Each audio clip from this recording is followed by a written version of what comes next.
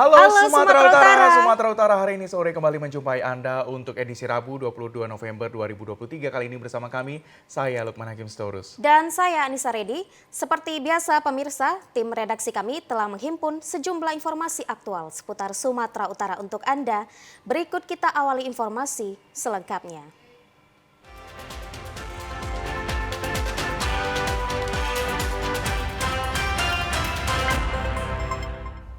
Memasuki musim penghujan, beberapa ruas jalan di Kota Medan mengalami kemacetan karena beberapa ruas jalan dan trotoar saat ini banyak diperbaiki. Dari data Badan Meteorologi dan Geofisika BMKG memprediksi Kota Medan akan diguyur hujan hari ini hingga malam hari. Kondisi cuaca di Medan mulai hujan ringan hingga hujan sedang. Berdasarkan informasi BMKG pagi tadi, Kota Medan diguyur hujan ringan dengan suhu 24 derajat Celcius. BMKG juga memprediksi Kota Medan akan diguyur hujan sedang pada siang hari, adapun suhu udara 33 derajat Celcius dengan tingkat kelembaban 65%. Tidak hanya itu, Kota Medan juga berpotensi hujan sedang pada malam hari. Untuk itu dihimbau kepada masyarakat untuk berhati-hati dalam berkendara, apalagi di musim penghujan, jalan-jalan Kota Medan sebagian digenangi air dan cenderung licin. Sementara itu beberapa ruas jalan mengalami perbaikan jalan, sehingga masyarakat pengguna jalan mengalami kendala karena beberapa ruas jalan oleh Dinas Perhubungan dan Satuan Lalu Lintas Satlantas Polrestabes Medan sebagian dialihkan. Para pengguna jalan juga beberapa mengalami kesulitan karena banyaknya perbaikan dan pengalihan jalan, ditambah lagi musim penghujan sehingga menimbulkan kemacetan karena jalan rusak. Akibatnya pengendara sepeda motor banyak mengalami kecelakaan karena menghindari jalan berlobang dan jatuh dari kendaraan. Masyarakat berharap agar di musim penghujan ini perbaikan jalan dan trotoar segera selesai sehingga jalan-jalan di Kota Medan tertata rapi dan lalu lintas lancar kembali.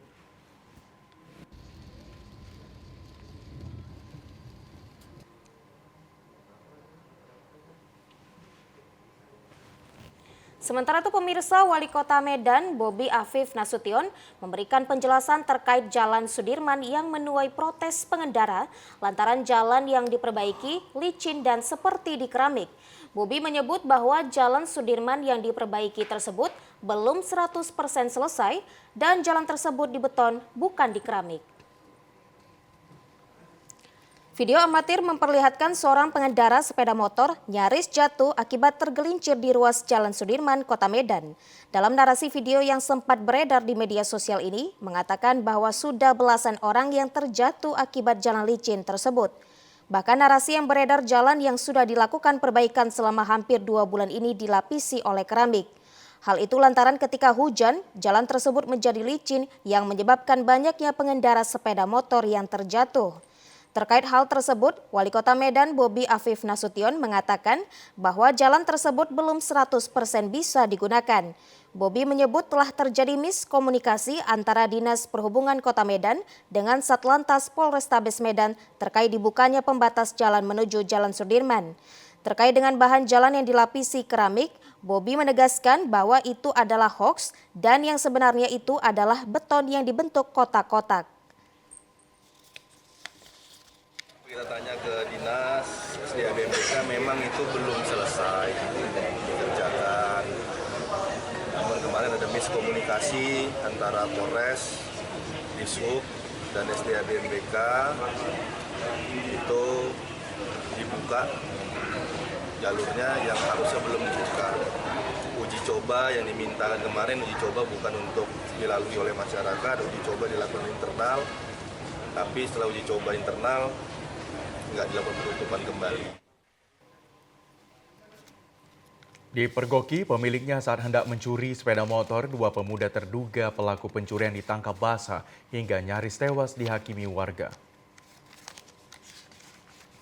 Nasib naas menimpa dua pelaku pencurian kendaraan bermotor. Kedua pelaku diduga komplotan dan sering melancarkan aksinya dipergoki warga saat akan melakukan aksi curanmor di kawasan Jalan Haji Anip, Percut Setuan, Deli Serdang. Saat membobol kunci kontak sepeda motor incarannya, para pelaku dipergoki oleh korban. Panik dengan situasi, para pelaku mencoba kabur dan memacu sepeda motor miliknya. Namun situasi lalu lintas kendaraan di kawasan tersebut yang padat membuat para pelaku menabrak seorang pengendara motor yang sedang melintas. Warga yang mendengar teriakan korban pun sontak menghakimi kedua pelaku hingga babak belur. Petugas yang tiba di lokasi kejadian mendapati kedua pelaku telah dihakimi warga, bahkan salah satunya nyaris tewas. Petugas lalu lintas mengevakuasi keduanya ke Rumah Sakit Bayangkara Medan guna mendapatkan perawatan medis yang diderita. Kepala Dusun Rais Effendi mengatakan aksi pencurian sepeda motor hingga pembegalan memang kerap terjadi di wilayah tersebut. Hal inilah yang disinyalir membuat warga sekitar emosi ketika mendengar ada pelaku pencurian sepeda motor dan langsung menghakimi keduanya. Pelaku tertangkap oleh warga karena kondisi rumah korban sedang memadati kereta ini. Pelaku mengambil kesempatan dan membawa kabur kereta dan diteriaki oleh warga di tempat dan membuang kereta itu, lalu mereka lari dengan kendaraan satu lagi. Mereka menabrak korban kedua, anak sekolah, dan disitulah warga menangkap mereka dan memaksa mereka.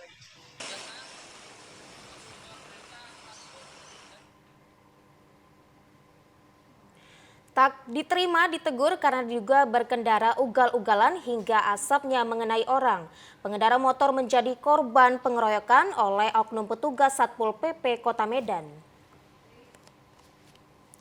Video amatir merekam detik-detik seorang pengendara sepeda motor, Fakhrudin Marpaung, dikeroyok oleh petugas Satpol PP Kota Medan di Jalan Tengku Amir Hamzah, Medan. Keributan ini bermula saat korban yang berada di tepat belakang truk Satpol PP terkena asap knalpot dari mobil truk Satpol PP tersebut. Korban pun kemudian menyalip truk dan menegur pengemudi truk Satpol PP. Tak terima ditegur, petugas Satpol PP pun langsung turun dan mendatangi korban. Sempat berdebat dan adu mulut, akhirnya beberapa petugas Satpol PP pun terlibat adu fisik dengan korban. Korban juga mengaku dicekik dan dipukul oleh petugas Satpol PP tersebut. Satpol PP dengan ugal-ugalan sambil ngegas itu bang, ngegas mobilnya orang itu, jadi asap itu kena ke muka saya bang. Jadi saya tegur, mereka nggak terima. Berhenti woi katanya. Jadi saya takut mau ditabrak orang itu saya bang. Jadi begitu mau ditabrak, saya berhenti di depan Candu Kopi, Jalan Amir Hamzah bang. Pertama mereka turun 1-2 orang. Begitu setelah 1-2 orang mereka dorong saya pertama bang. Baru saya membela diri, saya dorong balik, tapi saya tidak memukul bang. Baru kemudian mereka beramai-ramai mencekik saya bang, dan satu orang yang gemuk-gemuk itu memukul saya bang. Kepala Satuan Polisi Pamung Praja Kota Medan, Rahmat, mengatakan bahwa narasi di dalam video viral yang mengatakan anggotanya memukul pengendara motor tersebut tidak benar. Rahmat menyebut bahwa anggotanya juga ada yang menjadi korban pemukulan oleh pengendara motor tersebut. Jadi itu tidak benar ya. Jadi kemarin kita melaksanakan tugas penertiban di Skapling, ya tiba-tiba ada oknum memukul mobil. Jadi spontanitas personil kita turun. Biasa di lapangan ya berkerumun, tarik-tarikan, dia buat laporan katanya dipukul. Dan anggota kita aja dipukul, kita buat laporan ke Polres. Jadi sampai saat ini belum ada bertemu dengan korban yang mengaku mediasi atau bagaimana? Sudah ada mediasi di Polsek Elpetia, tapi kayaknya korban aneh kalau saya lihat seperti itu. Jadi kita pun tetap menempuh jalur hukum juga ya? Sama kita buat laporan ke Polres. Warga lingkungan 1 Jalan Perintis Kelurahan Tebing Tinggi, Kota Tebing Tinggi, Selasa malam dihebohkan karena jasad seorang pria kondisinya membusuk di dalam rumah. Ratusan warga mendatangi rumah korban Vanda Manalu, warga lingkungan 1 Jalan Perintis Kelurahan Tebing Tinggi, saat mengetahui pria ini sudah tewas dalam kondisi membusuk di dalam rumahnya. Kejadian berawal dari saat tetangga korban mencium bau busuk dari rumah korban. Saat pintu didobrak, terlihat korban sudah tewas membusuk di dalam kamar rumahnya. Kapolsek Padang Hilir AKP Sulem Sigalingging membenarkan adanya penemuan mayat seorang pria di dalam rumah. Pria ini ditemukan tewas dalam rumahnya setelah keluarga dan tetangga korban mendobrak pintu rumah korban, namun penyebab pasti masih dalam penyelidikan. Yang terjadi kita menerima informasi dari masyarakat bahwa ada ditemukan orang yang sedang tergantung dalam rumah, namun kita masih dalam melakukan penyelidikan sebab kematiannya. Baik, menurut dari keluarga tadi sudah 4 hari tidak bertemu dengan keluarga, dan setelah itu keluarga curiga dan mendobrak pintu, dan setelah itu dilaporkan kepada polisi. Usai dilakukan olah TKP oleh tim Inafis Polres Tebing Tinggi, jenazah pria yang ditinggalkan istrinya pulang kampung ini dibawa ke Rumah Sakit Bayangkara untuk keperluan otopsi.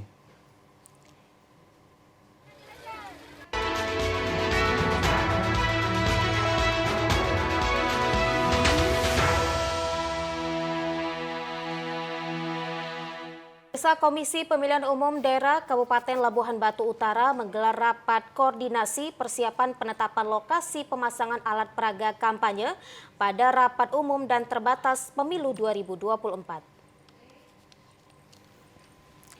Rapat koordinasi penentuan titik lokasi APK ini bertujuan untuk memberikan keadilan kepada seluruh calon maupun parpol dengan tetap memperhatikan ketentuan serta estetika pemasangan spanduk atau baliho. Kegiatan dilaksanakan selama 2 hari, melibatkan Polres, Kodim 0209 Labuhan Batu, Satpol PP, Dinas Perhubungan, Bakes Bangpol Labura, KPU, dan stakeholder terkait lainnya.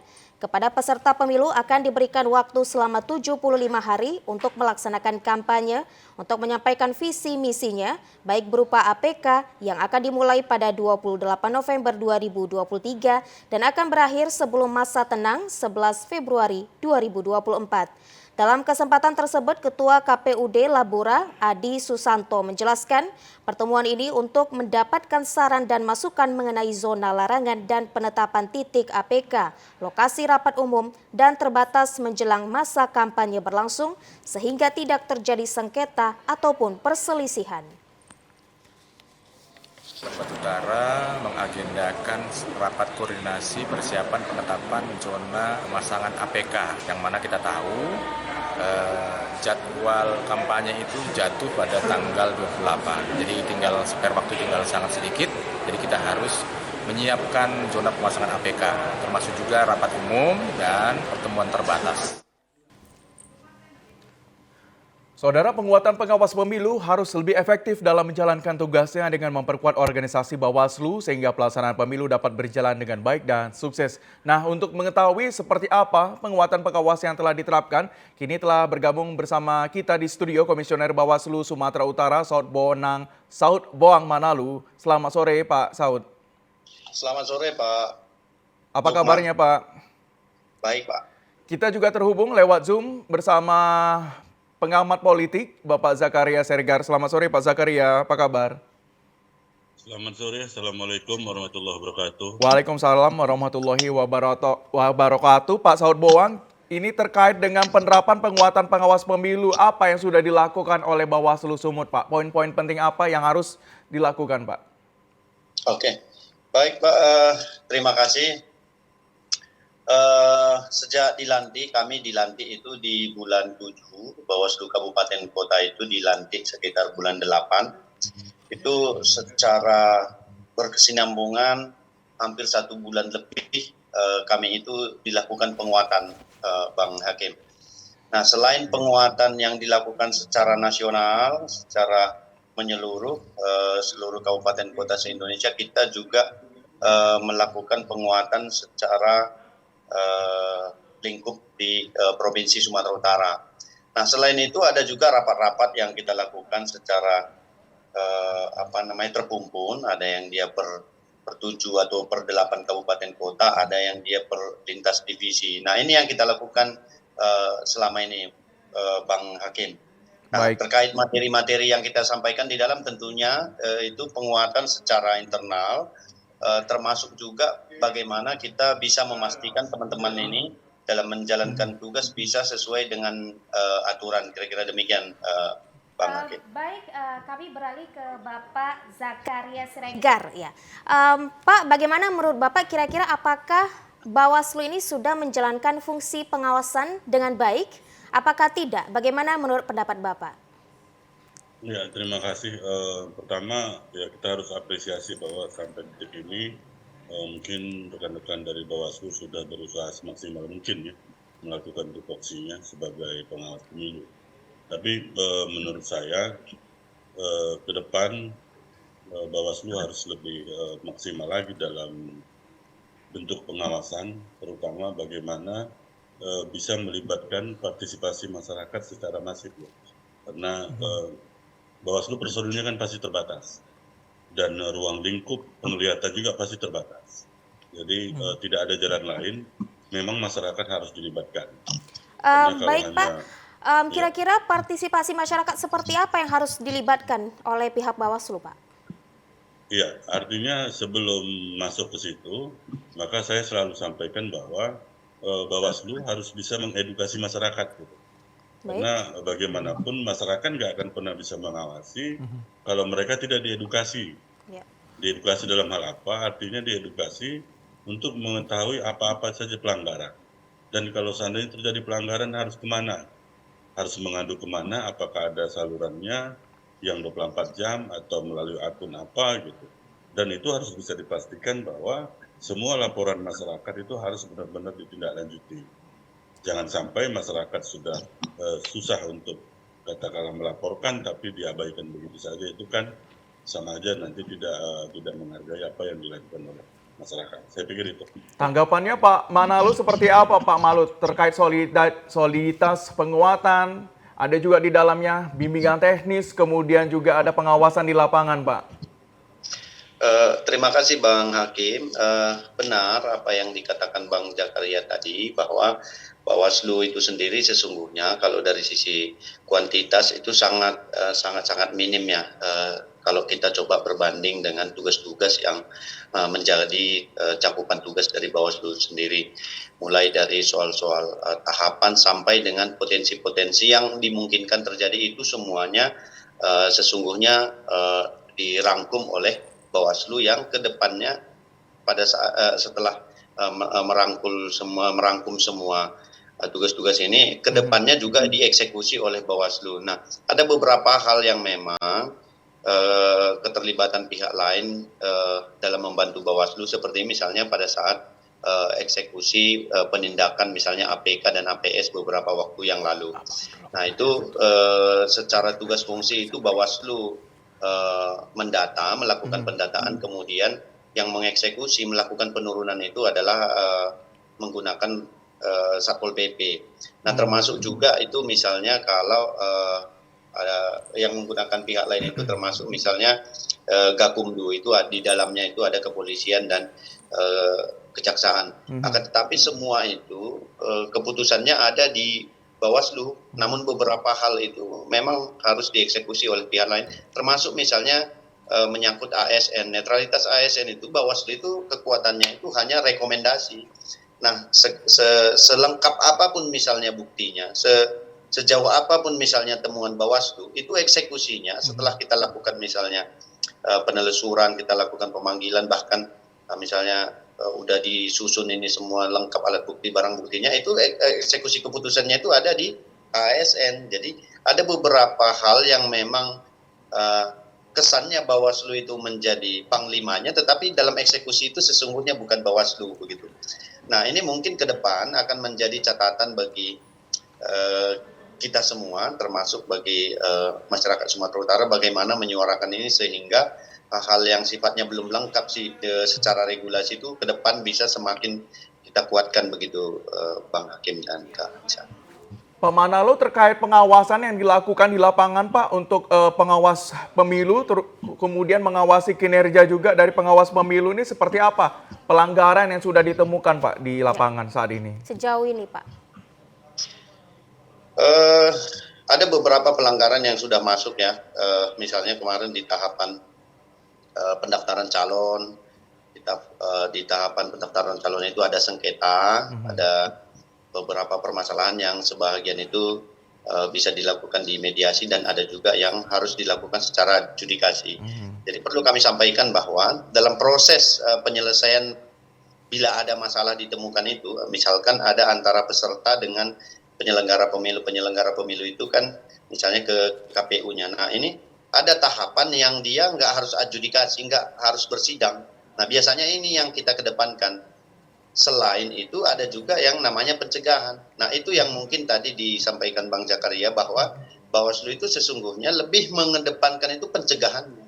Nah, sebelum terjadi permasalahan, Bawaslu melalui indeks kerawanan pemilu yang sudah disusun jauh sebelumnya, 2-3 bulan atau bahkan 1 tahun sebelumnya itu kita udah petakan. Sebelum terjadi ini kita udah lakukan upaya-upaya pencegahan melalui komunikasi, melalui koordinasi, dan melalui upaya-upaya lain yang kita anggap akan bisa membantu Bawaslu dalam menghentikan potensi-potensi pelanggaran yang akan terjadi gitu. Baik, termasuk Pak. juga secara Baik Pak, Bawaslu selalu mengedepankan pencegahan. Namun apabila telah terjadi sanksi ataupun pelanggaran, kira-kira bagaimana kategori mediasi tersebut maupun adjudikasi maksudnya pelanggaran seperti apa yang masuk ke kategori mediasi, kemudian yang masuk ke kategori adjudikasi, Pak, seperti itu. Nah, misalnya kita kasih contoh nih, ada seorang caleg yang dia nggak memenuhi seluruh kelengkapan, gitu kan? Nggak semua terpenuhi kelengkapannya pada saat mendaftar. Namun ternyata dia sebenarnya punya kelengkapan itu. Nah, ini dia kan ngadu nih, si caleg misalnya ngadu, Pak Bawaslu, saya nggak melengkapi kemarin semuanya data saya, kira-kira gitu di pendaftaran KPU.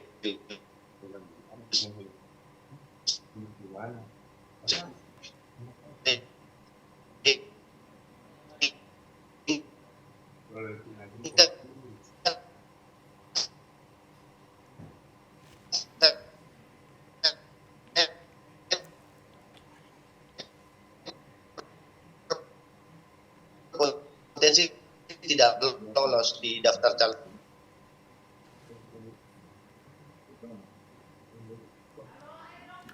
Baik, ke Pak Zakaria karena ada buffering ya Pak Manalo. Kita beralih ke Pak Zakaria Siregar selaku pengamat. Baik, selaku pengamat politik ya Pak. Pak Zakaria, seperti apa pengawasan dan tindakan preventif yang sudah dilakukan oleh Bawaslu terkait pelanggaran-pelanggaran yang sudah ada di lapangan saat ini Pak? Dan proses penyelesaiannya sudah efektif atau belum Pak? Ya, jadi menurut saya begini, ini kan ada salah satu prinsip penyelenggara pemilu ini yang sebenarnya harus betul-betul kita jaga, itu prinsip akuntabilitas ya. Jadi apapun yang dilaksanakan oleh pengawas pemilu, Bawaslu, baik di tingkat provinsi ataupun kabupaten kota, semuanya harus akuntabel. Dan syarat akuntabel itu yang paling penting adalah ya kita yang mesti punya indikator bahwasanya ini benar-benar ya katakanlah terpublish ya. Apa yang dilakukan oleh Bawaslu provinsi, Bawaslu kabupaten kota, ya ini harus benar-benar disuarakan kepada masyarakat agar masyarakat tahu ya.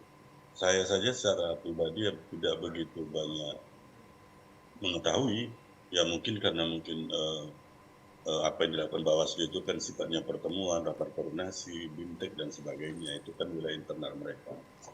Malah ya kita terus terang aja ya, yang viral yang kita ketahui belakangan ini malah kejadian yang menimpa orang Bawaslu gitu kan.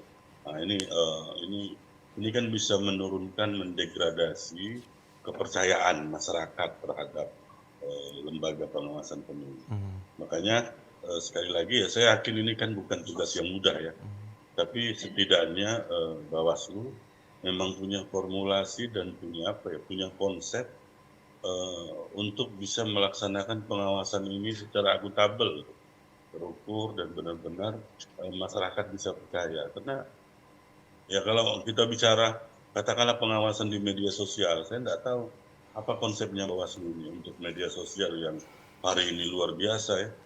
Ya apakah kita cuma melihat-lihat saja, apakah kita cuma katakanlah berkomentar saja, atau ada langkah-langkah konkret yang sudah dilakukan Bawaslu bagaimana meredam katakanlah kegiatan-kegiatan yang katakanlah kampanye di luar jadwal misalnya, atau kampanye-kampanye yang tidak dibenarkan misalnya melibatkan anak di bawah umur dan sebagainya. Saya pikir itu kan regulasinya jelas, tinggal Bawaslu bisa mengeksekusi. Saya paham bahwa tidak semua persoalan bisa dieksekusi di Bawaslu, kayak persoalan ASN, saya paham. Tapi banyak juga kok persoalan-persoalan lain yang saya yakin Bawaslu itu sekarang punya kewenangan yang luar biasa untuk katakanlah menindak segala bentuk pelanggaran. Ya bahkan bisa dipidana, bisa membatalkan kepesertaan dan sebagainya. Pak Zakaria, kalau terkait dengan komentar Anda, adanya komisioner Bawaslu yang tertangkap OTT kemarin itu seperti apa komisioner Bawaslu, Pak? Yang pasca OTT komisioner Bawaslu beberapa waktu yang lalu, tanggapannya seperti apa, Pak? Ya, saya secara pribadi terus terang sedih ya, sedih dalam artian di saat kita mau melaksanakan pemilu dan juga proses rekrutmennya itu masih dalam hitungan jari, tapi ada kejadian seperti itu. Ya, ini menjadi sebuah apa ya? Katakanlah introspeksi lah ke semua penyelenggara gitu. Tidak hanya Bawaslu menurut saya, semua penyelenggara supaya ini kalau kita bicara akuntabel, bicara integritas ini sulit gitu. Ya mungkin kalau bahasa Medannya, ya kalau misalnya kita memang tidak mampu sebagai penyelenggara, nggak usah, karena memang godaannya luar biasa gitu. Jangan sampai gitu gara-gara, ya mungkin ini kan bicara oknum ya, tapi ini yang rusak itu nanti kan lembaga. Yang mungkin Pak Saud tidak ada persoalan di situ, tapi Pak Saud sebagai komisioner Bawaslu pasti sudah dicap yang macam-macam gitu kan. Artinya kan ini menjadi sebuah opini liar di masyarakat. Oh, tingkat kabupaten kota aja segitu, gimana provinsi ya misalnya gitu kan. Orang kan berasumsi yang aneh-aneh sekarang. Makanya kembalikan kepercayaan kepada masyarakat, lakukan kerjaan-kerjaan yang betul-betul akuntabel dan bisa dipertanggungjawabkan. Saya pikir itu mungkin. Baik Pak, kemudian kita kembali ke Pak Manalu. Apakah suara kami terdengar Pak dengan baik? Ya, dengar Kak. Iya, baik Pak, kita kembali ke pertanyaan sebelumnya bahwa pelanggaran seperti apa yang masuk ke kategori mediasi, kemudian pelanggaran seperti apa yang masuk ke kategori adjudikasi Pak, seperti itu. Secara singkat saja Pak. Nah, ini sebenarnya bukan kategori mediasi atau adjudikasi dia kalau ke masalahnya. Artinya ini sebuah tingkatan bahwa sebelum dia adjudikasi dilakukan terlebih dahulu mediasi. Jadi antara pihak ini dipertemukan, apakah bisa diselesaikan. Kalau tidak bisa diselesaikan, baru dilakukan mediasi. Kira-kira begitu, Kak. Oh, baik Pak. Kira-kira Pak, seperti apa himbauan Bawaslu kepada masyarakat saat ini agar dalam mungkin membangun kinerja pengawas mengedukasi begitu. Masyarakat? Bagaimana kira-kira himbauan dari pihak Bawaslu, Pak? Kami menghimbau kepada seluruh masyarakat, khususnya masyarakat Sumatera Utara, tugas pengawasan pemilu itu, tugas penyelenggaraan pemilu ini sesungguhnya tidak bisa hanya diletakkan kepada KPU, Bawaslu, dan DKPP saja. Akan tetapi keterlibatan kita semua adalah kunci suksesnya penyelenggaraan pemilu itu sendiri. Nah, kami dari Bawaslu menerima secara terbuka apakah masukan, apakah dia laporan, apakah dia informasi awal, atau informasi atau kegiatan-kegiatan apapun yang sifatnya mendukung penyelenggaraan pemilu ini lebih baik, kami sangat terbuka. Dan kami terbuka bukan hanya di tingkat provinsi, tetapi juga di kabupaten kota, di kecamatan, bahkan di tingkat desa. Kami juga sudah memerintahkan jajaran kami untuk melakukan jemput bola kepada tokoh-tokoh dan kepada stakeholder yang ada di tingkatan masing-masing untuk melakukan komunikasi, menampung semua aspirasi, menampung semua rumus yang bisa kita gunakan untuk mensukseskan pemilu, khususnya untuk melaksanakan tugas-tugas pengawas pemilu. Begitu, Kak. Baik, terima kasih Pak. Kemudian kepada Bapak Zakaria Sregar selaku pengamat politik. Kira-kira bagaimana himbauan secara singkat saja Pak kepada masyarakat dalam mungkin mengedukasi dirinya masing-masing dalam memasuki masa kampanye saat ini? Ya, saya sepaham dengan Pak Manalu tadi bahwa ya memang persoalan ini tugasnya tugas berat dan tidak ada kata lain, memang partisipasi masyarakat harus dilibatkan. Tapi ada tapinya gitu. Masyarakat tidak akan bisa berpartisipasi kalau tidak diedukasi. Dan yang bertanggung jawab mengedukasi itu hari ini adalah penyelenggara pemilu. Saya atau misalnya orang di kampung itu nggak tahu gitu gimana, apa ini pelanggaran atau enggak. Kalau enggak diedukasi oleh Bawaslu Kabupaten, mungkin di Panwascam dan tingkat yang bawahnya. Jadi kita jangan juga kita berharap kepada masyarakat, tapi kita nggak mengedukasi masyarakat, ya masyarakat nggak tahu juga gitu. Iya. Jadi intinya ya harus memang tanggung jawab leading sektornya itu ada di penyelenggara, baru setelah itu kita bisa ajak masyarakat untuk sama-sama melaksanakan tugas yang mulia ini. Saya pikir itu. Terima kasih Bang Hakim. Terima kasih Pak Saud Boang Manalu, Komisioner Bawaslu Sumatera Utara. Ada juga Pak Zakaria Siregar, pengamat politik dan akademisi. Selamat melanjutkan aktivitas Anda kembali. Terima Kita beralih kasih ke atas informasi selanjutnya. penjelasan pemirsa. yang sangat rinci kepada pemirsa dan juga TVRI. Selamat sore, selamat beraktivitas kembali. Kami akan segera kembali usai jeda berikut ini. Tetaplah bersama kami di Sumatera Utara hari ini sore.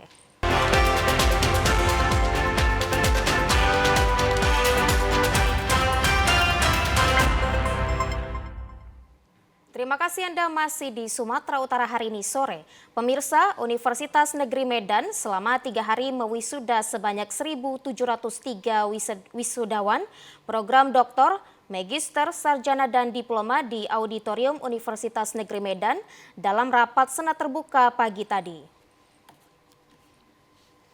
Para wisudawan periode November 2023 yang diwisuda ini berasal dari 60 lulusan program pasca sarjana, 272 fakultas ilmu pendidikan, 303 fakultas bahasa dan seni, 153 fakultas ilmu sosial, 373 fakultas matematika dan ilmu pengetahuan alam, 147 fakultas teknik, 124 fakultas ilmu keolahragaan, dan 271 lulusan fakultas ekonomi.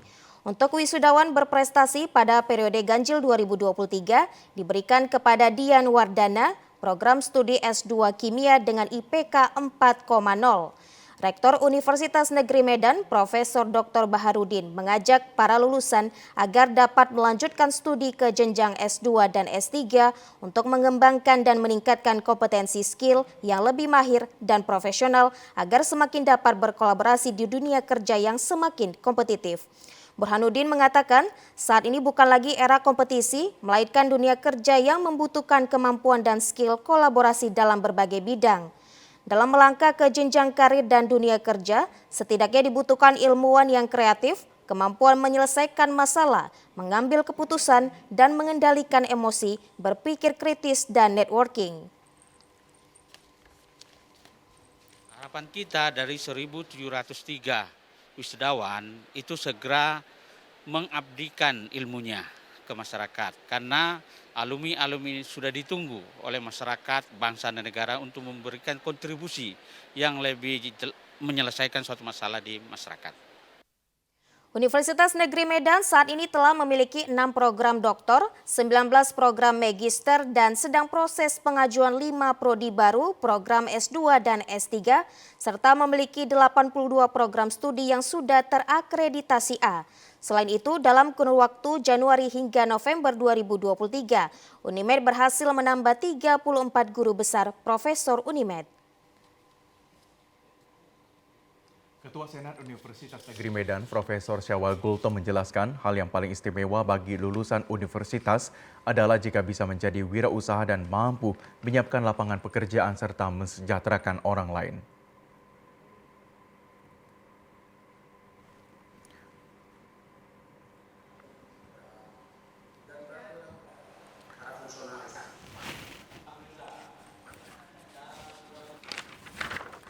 Dalam orasi ilmiahnya, Profesor Syawal Gultom mengatakan keberhasilan suatu universitas tidak diukur dari berapa banyak para lulusan, namun bekerja di perusahaan atau tempat lainnya, tetapi dilihat dari seberapa banyak alumni perguruan tinggi mampu menciptakan lapangan pekerjaan sehingga bermanfaat bagi orang lain.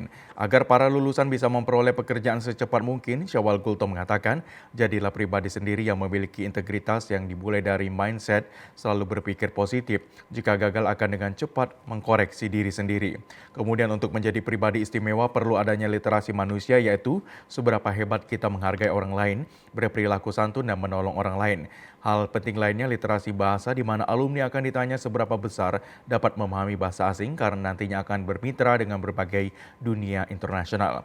Literasi teknologi di mata kita dituntut untuk menguasai teknologi jika tidak ingin tertinggal dengan kemajuan informasi saat ini. Kemudian tidak kalah penting literasi data menjadi sumber informasi dan ilmu pengetahuan. Syawal mengatakan untuk mencapai pribadi istimewa, para alumni harus memiliki rasa tanggung jawab, iman dan takwa, sehat jasmani dan rohani, dan menggunakan hati dalam setiap perbuatan sehingga negeri Indonesia akan damai dan terhindar dari hal yang tidak diinginkan. Pemirsa, untuk meningkatkan keimanan dan silaturahmi, pengurus cabang Nahdlatul Ulama Kota Medan kemarin melaksanakan Lailatul Ijtima di Kecamatan Medan Baru. Lailatul Ijtima pengurus cabang Nahdlatul Kota Medan merupakan program kajian tentang tauhid, tafsir, fikih, dan hadis yang diikuti oleh Nahdiyin Jamaah NU sekota Medan. Lailatul Ijtima mengambil tema merawat jagat, membangun peradaban, dihadiri oleh Ketua Pengurus Cabang NU Kota Medan Sultan Syahrir Dalimunte, Roy Syuriah PCNU Kota Medan Muhammad Royhan Nasution, Ketua Panitia Muhammad Nuh Siregar, dan narasumber Haji Abdul Hamid Rotinga. Ketua PCNU Kota Medan Sultan Syahrir Dalimunte mengatakan Lailatul Ijtima merupakan kegiatan rutin untuk meningkatkan keimanan dan merupakan sebuah tradisi. Hal-hal yang berkaitan dengan Nahdlatul Ulamaan. Jadi dalam rangka kita membangun kecintaan terhadap agama, termasuk kecintaan terhadap NKRI. Yang kita sebagaimana yang kita selalu menggaungkan itu bahwa NKRI itu adalah harga mati. Jadi itu salah satu memang target utamanya. Lailatul Ijtima dikembangkan untuk lebih memahami konsep Islam yang kafa bersemayam dalam cinta kepada bangsa dan tanah air. Untuk menjadi insan yang bertakwa dan bermanfaat bagi orang banyak dibutuhkan pemahaman ilmu Islam dengan meningkatkan pengajian, pengamalan sunnah, Nabi maupun Rasulullah. Pertemuan dengan pengajian Lailatul Ijtima memiliki banyak manfaat selain menambah wawasan dalam ilmu pengetahuan agama Islam juga menjaga ukhuwah silaturahmi. Lailatul Ijtima merupakan kegiatan pengajian membahas berbagai disiplin ilmu, diantaranya fikih, tauhid, akidah, sejarah Islam, dan akhlak sehingga mampu menjadikan insan yang bertakwa. Lailatul Ijtima digelar Majelis Pengurus Cabang Nahdlatul Ulama Kota Medan merupakan tradisi sebagai wadah yang telah dilakukan para ulama terdahulu agar Nahdiyin dapat berkumpul saling bersilaturahmi dalam pengembangan ilmu Islam. Untuk mewujudkan hal tersebut diterapkan pengamalan dengan pemahaman Ahlus Sunnah wal Jamaah. Salah seorang ulama Haji Abdul Hamid Ritonga mengatakan pemahaman Ahlus Sunnah wal Jamaah harus dipertahankan hingga kepada generasi mendatang.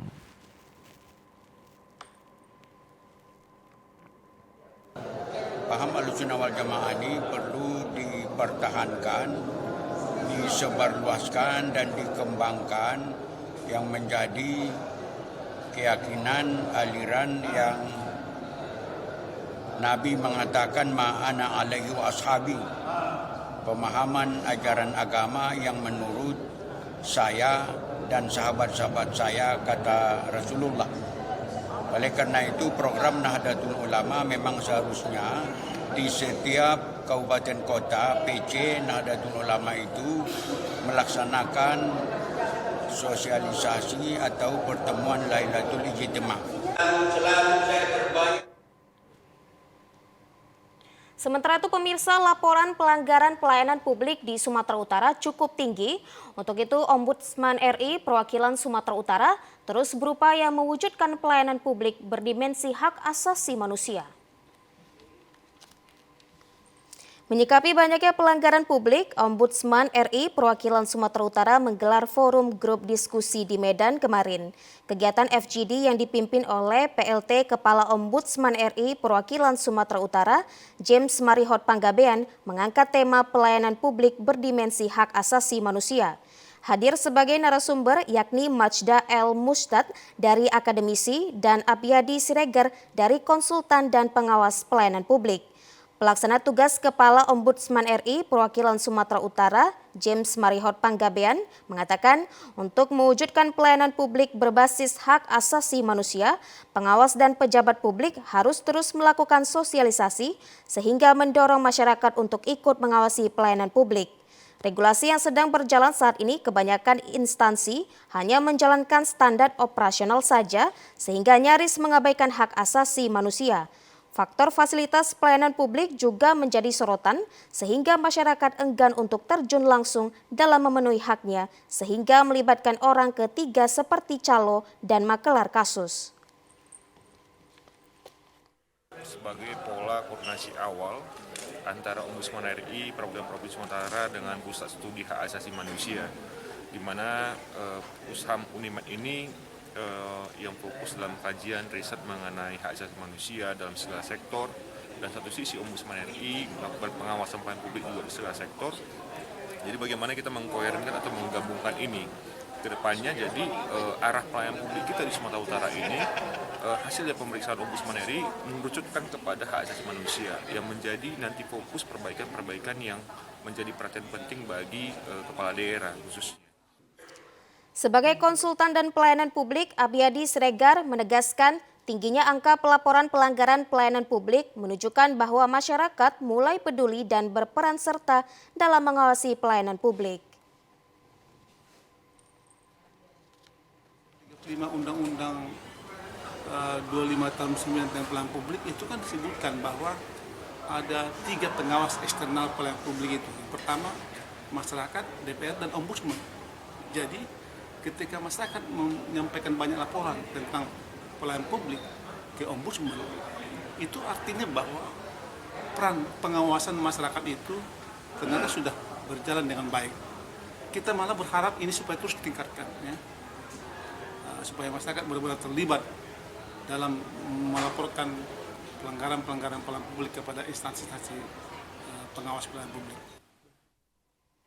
Dalam rangka Hari Guru Nasional 2023, Kepala Dinas Pendidikan Provinsi Sumatera Utara Arsen Nasution mengukuhkan para satuan tugas Sekolah Bersih Narkoba Bersinar secabang Dinas Pendidikan Wilayah 8 di Aula Asrama Sopo Surung, SMA Negeri 2 Balige, Kabupaten Toba. Hal ini merupakan wujud keseriusan pemerintah dalam upaya mendukung pemberantasan peredaran narkoba, khususnya di kalangan generasi muda. Langkah pencegahan sejak dini menjadi poin penting bagi seluruh lembaga pendidikan.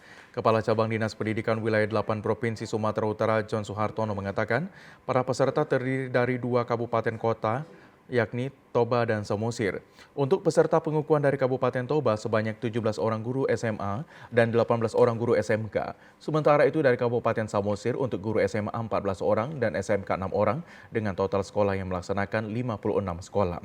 Kepala Dinas Pendidikan Sumut Arsen Nasution yang juga menjadi Ketua Satgas Sekolah Bersinar Sumut mengatakan dengan adanya Satgas dan penilaian bagi sekolah, tugas lembaga pendidikan bukan hanya mendidik siswa soal keilmuan dan etika saja, tetapi memastikan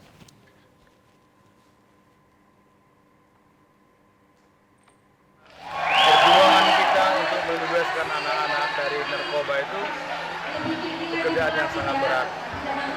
Perlu dukungan semua pihak tanpa kecuali. Kita menghadapi perang narkoba yang mengancam terhadap masa depan anak bangsa kita. Negeri ini maju hebat bergantung kepada persiapan kita menyiapkan generasi masa depan. Kalau generasinya lemah, bangsa ini tidak akan kuat. Seperti yang diharapkan oleh cita-cita pendiri bangsa.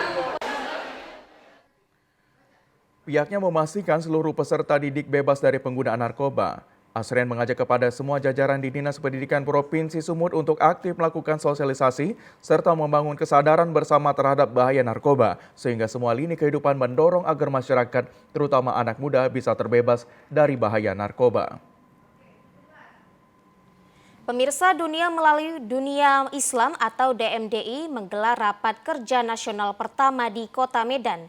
Di dalam rakernas itu, DMDI menyumbangkan bantuan 1,5 miliar rupiah untuk diberikan ke Gaza, Palestina.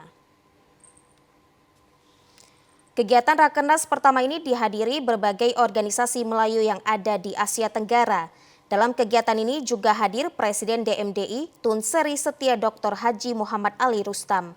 Ketua Umum DMDI Indonesia Said Aldi Al-Idrus mengatakan bahwa kegiatan Rakernas ini selain diselenggarakan di Kota Medan, juga di Kota Batam dengan agenda Festival Budaya Melayu se-Asia Tenggara. Selain Festival Melayu, DMDI juga akan melakukan pertemuan dengan para ulama di seluruh dunia. Dalam kegiatan Rakernas ini, DMDI juga menyumbang setidaknya Rp1.000 Malaysia dan 1,5 miliar rupiah yang akan disumbangkan ke Gaza, Palestina. Diharapkan juga bantuan ini bisa membuka mata dunia, yakni PBB, agar bisa membantu warga Palestina, terutama dalam hal kemanusiaan. Kita targetkan ada bantuan-bantuan lain sebanyak 5-10 miliar untuk saudara-saudara kita di Gajah, karena kondisi Gajah itu memang sangat mengharapkan bantuan dari kita semua. Harapan kita di Rakernas ini nantinya adalah keinginan kita semua agar Palestina itu bisa didukung sepenuhnya oleh PBB. Nah, kalau itu dia tidak bisa menghentikan, dia harus mengizinkan tentara ataupun bantuan ketenteraan dari seluruh dunia untuk membantu daripada perbaikan ataupun menjaga keselamatan anak-anak ataupun wanita di Gajah. Bentuk kepedulian terhadap rakyat Palestina, puluhan tukang pangkas tergabung dalam Hairkat Komunitas Sumut, Labuhan Batu Utara menggelar penggalangan donasi untuk Palestina di area alun-alun Aik Harapan, Kecamatan Kuala Hulu, Kabupaten Labuhan Batu Utara. Aksi pangkas amal ini memotong rambut dengan membayar seikhlas bagi warga yang datang pangkas sambil beramal. Acara penggalangan dana dilaksanakan dari pagi hingga sore hari, menarik perhatian para pengunjung alun-alun yang rela antri untuk mendapatkan giliran dipangkas seusai model potong rambut yang diinginkan para pengunjung dan membayar jasa pangkas secara sukarela dengan memasukkan ke dalam kotak infak yang disiapkan. Sedikitnya 100 orang pengunjung dewasa dan anak-anak ikut berpartisipasi ambil bagian dalam acara penggalangan dana untuk rakyat Palestina. Salah seorang pengunjung, Agus Lesmana Nasution, menyampaikan senang mengikuti pangkas sekaligus beramal untuk membantu meringankan penderitaan rakyat Palestina. Gerakan amal, Bang. Gerakan amal untuk apa nih, Bang? Untuk donasi ke Palestina, Bang. Perasaannya gimana, Bang? Ya, senang lah, Bang. Alhamdulillah ada pangkas kayak gini, Bang. Jadi kita semuanya bisa sekalian beramal atau menyumbangkan sedikit uang jajan kita untuk ke Palestina juga, Bang. Bantu-bantu ke sana juga, Bang. Ketua Komunitas Hakatsu Doni menyampaikan bahwa saat ini sedang melaksanakan pangkas amal Save Palestina dan yang terkumpul nantinya akan didonasikan untuk Palestina.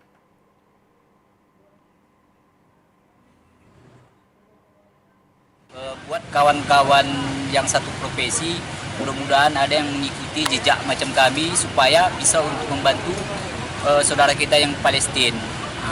Untuk kemanusiaan. Untuk kemanusiaan. Nggak peduli namanya agama, ini nggak bicara agama, yang penting kemanusiaan. Donasi yang terkumpul akan disalurkan melalui sebuah yayasan penyalur bantuan ke rakyat Palestina dari Labura. Kontributor TVRI Surya Dharma melaporkan. Informasi lainnya, harga beras jenis premium masih cukup mahal pada sejumlah pasar di Gunung Sitoli dan turut dirasakan dampaknya oleh masyarakat Pulau Nias. Meskipun adanya intervensi pemerintah untuk menstabilkan harga jual beras, saat ini sejumlah pedagang di kota Gunung Sitoli belum siap untuk mengikuti penyesuaian harga. Mahalnya biaya transportasi penyeberangan laut Sibolga Gunung Sitoli, Pulau Nias telah menjadi pemicu bagi pedagang untuk masih bertahan pada harga sudah kian mahal guna mengimbangi biaya tambahan proses distribusi. Belum meratanya pendistribusian beras SPHP jenis medium, program pemerintah yang disalurkan Badan Urusan Logistik atau Bulog, sehingga beras premium masih dominan dicari dan dibutuhkan oleh warga meskipun harganya cukup mahal. Mahalnya harga beras tidak sedikit kios dagang yang sepi, kemudian stoknya kerap tidak habis terjual hingga membuat para pedagang merugi. Daya pembeli semua berkurang. Nah, terus biasanya ini didistribusikan kemana, Bang? Ini kami distribusikan di area Nias Utara dan Nias Selatan. Akibat dari itu kenaikan beras, jadi barang-barang yang kami kirim sana juga belum laku. Berarti permintaan sempat tertunda dari sana, Bang, ya? Iya, sempat tertunda dari permintaan di sana karena kenaikan beras ini kurang laku gitu. Kenaikan harga beras terutama jenis premium kini juga membuat bahan kebutuhan lainnya ikut naik seperti gula, telur, termasuk pakan ternak. Warga dan konsumen menginginkan pemerintah menuntaskan persoalan transportasi perhubungan laut antara Sibolga Gunung Sitoli Nias yang telah lama menjadi perbincangan masyarakat agar tidak berefek luas pada harga kebutuhan masyarakat yang sebagian besar dipasok dari luar Pulau Nias.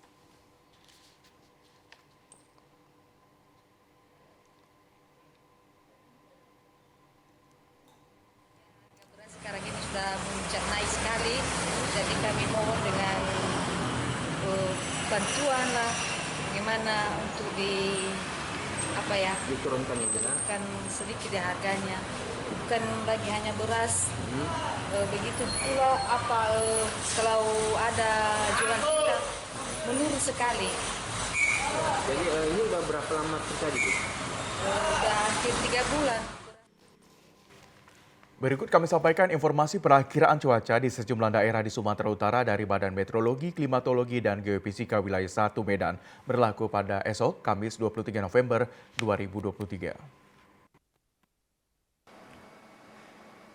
Halo Sobat BMKG, kembali lagi bersama saya Ado Prasetyo, Perakirawan Balai Besar MKG Wilayah 1 Medan, yang akan menyampaikan informasi perakiraan cuaca untuk Kamis 23 November 2023.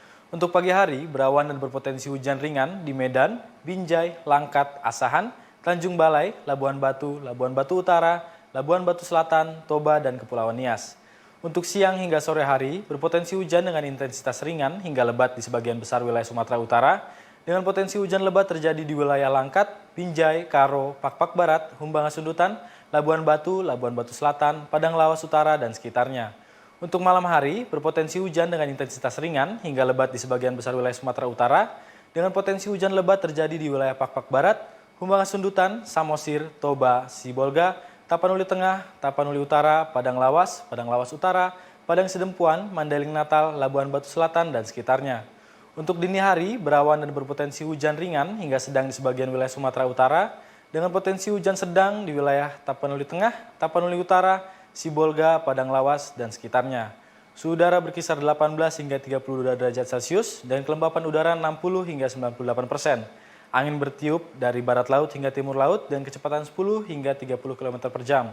Titik panas atau hotspot di Sumatera Utara dari pantauan tanggal 22 November 2023 tidak ada.